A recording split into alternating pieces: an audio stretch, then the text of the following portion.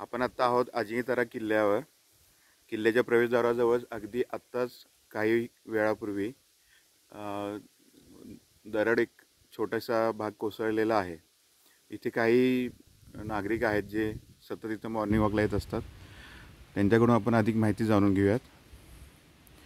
Sir, काय नाव आपलं? सूर्यकांत शामराव दाटे.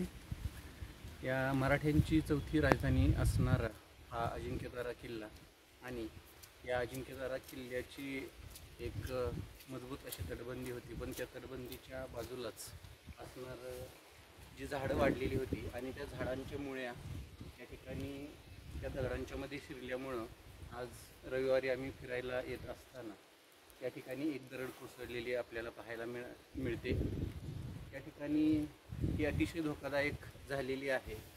त्यामुळं या ठिकाणी नागरिकांनी किंवा मॉर्निंग वॉकला येणाऱ्या सकाळी येणाऱ्या लोकांनी असेल, त्याचबरोबर या ठिकाणी सकाळी फिरायला येणारे जे पर्यटक असतात तर त्यांनी सतर्क राहायला पाहिजे.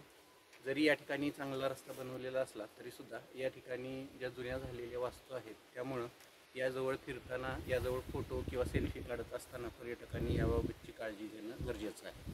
धन्यवाद.